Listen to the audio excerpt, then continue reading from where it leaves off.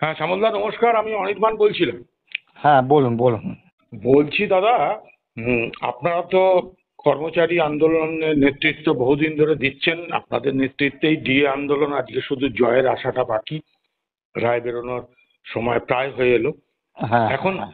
বিষয়টা হচ্ছে, আপনার কাছে একটা কথা বলি। যদিও এরা পেশাগতভাবে ম্যাক্সিমামই শিক্ষক, এই যারা বিএলও হিসাবে হুম, উম, আপনার কাজে যোগদান করেছেন, হুম, বোধহয় মাত্র 143 জন, যাদের ডেডলাইন আজকে ইলেকশন কমিশন থেকে দিয়েছিল। হুম, বেলা 12টার মধ্যে যদি তারা অ্যাপয়েন্টমেন্ট লেটার না নেয়, তাহলে তাদেরকে সাসপেন্ড বা তাদের বিরুদ্ধে আরো কঠিন ব্যবস্থা নেওয়া হবে। হ্যাঁ, তো আমাদের কাছে যা খবর, ম্যাক্সিমামই আজকে অ্যাপয়েন্টমেন্ট লেটার নিয়েছে। হুম, প্রশ্নটা এই জায়গায় যে, প্রথমত বিএলওদের নিরাপত্তার সেভাবে কোনো ব্যবস্থা না করে এইভাবে যে চাপ সৃষ্টি শুরু করেছে নির্বাচন কমিশন, এবং পরবর্তীকালে তো এই বিএলও যারা, তারাই পোলিং অফিসার ইত্যাদি হবেন। হুম। এই ব্যাপারটা আপনি একজন কর্মচারী নেতা হিসাবে কিভাবে দেখছেন?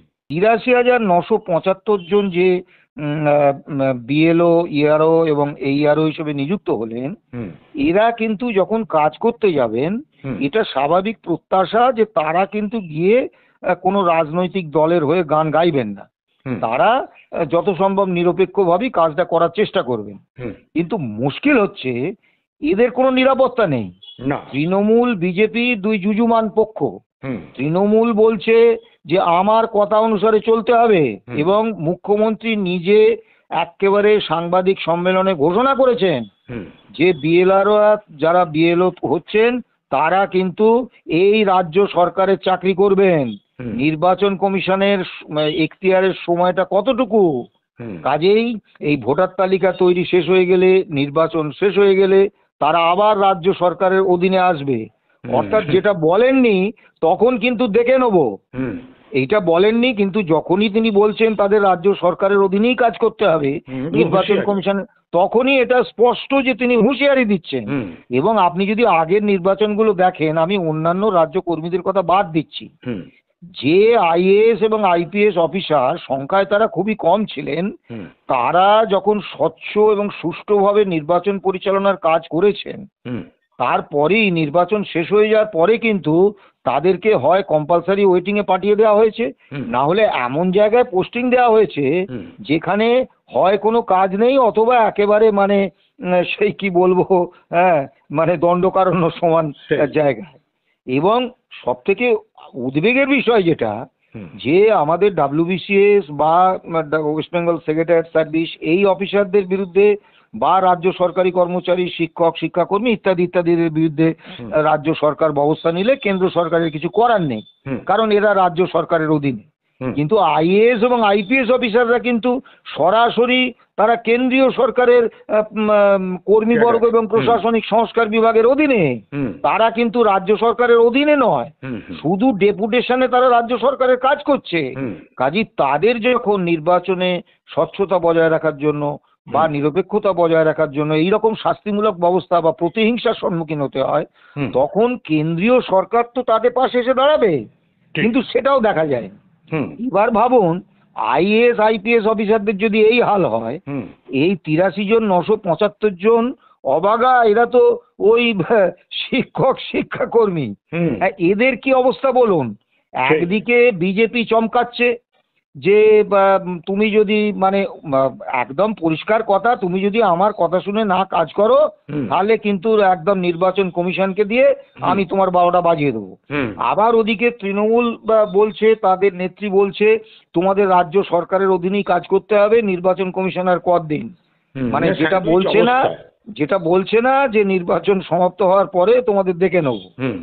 স্বাভাবিকভাবে তারা ভয়ঙ্কর চাপে, এবং হুম। যেভাবে দায়িত্বজ্ঞানহীনের মতো হুম। এই তৃণমূল এবং বিজেপি হুম। এই এসআইআরটাকে নিয়ে একটা ভয়ঙ্কর ভীতির পরিবেশ তৈরি করছে, হুম। এবং মানে একটা এনআরসির আতঙ্ক, সিএর আতঙ্ক মানুষের মধ্যে ঢুকিয়ে দিচ্ছে, হুম। যার ফলে আপনি দেখুন, আমরা ইতিমধ্যেই 2জন সহনাগরিককে হারিয়েছি, এবং একজন সহনাগরিক তিনি এনআরসির আতঙ্কে আত্মহত্যা করতে গিয়েছিলেন, কিন্তু কোনো ক্রমে তিনি বেঁচে গেছেন। আগামী দিনে আরো কতজন এরকম পথ বেছে নেবেন আমি জানি না।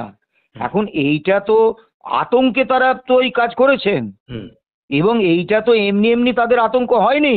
তৃণমূল এবং বিজেপি দীর্ঘদিন ধরে এই আতঙ্কটা তৈরি করেছে।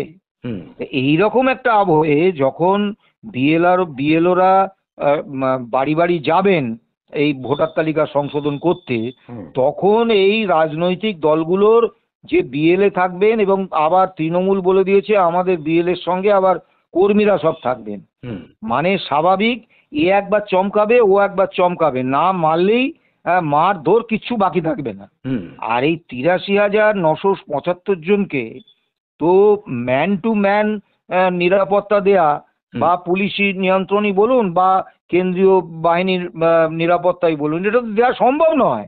হুম রাজ্য সরকারের তো এই সংখ্যায় পুলিশই নেই, হুম তো দেবে কোত্থেকে? কাজেই এদের কিন্তু ভগবান ভরসা। আচ্ছা কাজেই খুব ভয়ঙ্কর পরিস্থিতির মধ্যে এরা আছেন। এবং আমি জানি না, এরা কয়েকজন বিএলও, বেশ কিছু বিএলও আমাকে ফোন করেছেন হুম যে তারা মানসিকভাবে এতটাই বিপর্যস্ত হুম যে তারা মানে স্ট্রং ডোজের ঘুমের ওষুধ খেয়েও তারা ঘুমোতে পারছেন না। বাপরে বাপ স্বাভাবিক, আপনি নিজেকে একবার এই একজন বিএলওর জায়গায় বসিয়ে ঠিক দেখুন। ঠিক আপনি কারোর বাড়িতে যাচ্ছেন ভোটারদের, সেখানে আপনি তালিকা দেখিয়ে তাদের সঙ্গে কথা বলে তাদের ফর্ম দেবেন, তাদের থেকে তথ্য জানবেন, তা আপনি আপনার কাজটা করবেন। ওখানে দেখলেন যে মানে শাসক দলের রাজনৈতিক কর্মীরা, অন্য দলের রাজনৈতিক কর্মীরা, তারা এ বলছে আমার কথা শুনতে হবে, ও বলছে আমার কথা শুনতে হবে, হুম এবং তারা যে আক্রান্ত হবেন না, মার খাবেন না, এর মানে কোনো কোনো এ গ্যারান্টি নেই। নেই এবার মজার ব্যাপার হচ্ছে যেটা, হুম নির্বাচন কমিশন কতখানি দায়িত্ব জ্ঞানহীন দেখুন, হুম এবং অপদার্থ।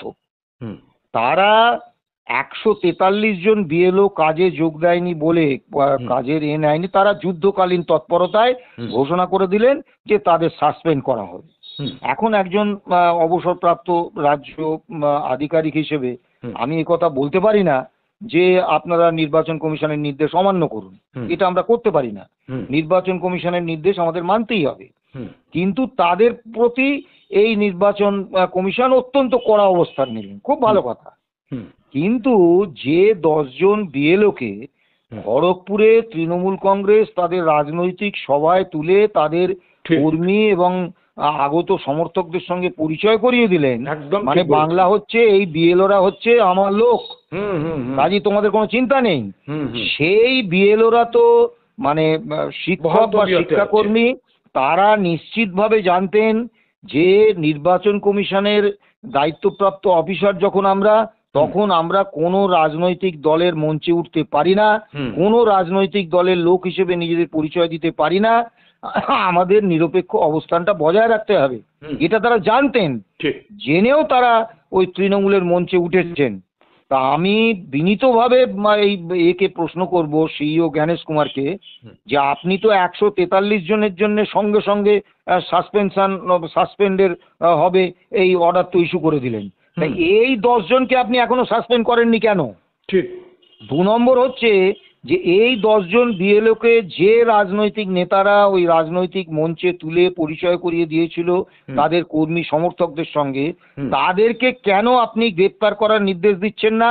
এর কারণ একদম তারা নির্বাচন কমিশনকে সরাসরি চ্যালেঞ্জ করেছে, নির্বাচন কমিশনের নিরপেক্ষতাকে। ঠিক নির্বাচন কমিশনের যে কর্মী, তাদের কর্মী অফিসার, তাদেরকে তারা দলের মঞ্চে তুলেছে, হুম অর্থাৎ সরাসরি নির্বাচন কমিশনের নিরপেক্ষতাকে তারা প্রকাশ্যে চ্যালেঞ্জ করেছে। ঠিক তা সেই রাজনৈতিক নেতাদের দেখি তো সিইও জ্ঞানেশ কুমারের কত বুকের পাটা, তাদেরকে অ্যারেস্ট করার অর্ডার দিন, এবং তাদেরকে সমস্ত রাজনৈতিক প্রক্রিয়া থেকে এই ২০২৬-এর নির্বাচন পর্যন্ত সরিয়ে রাখার নির্দেশ দিন।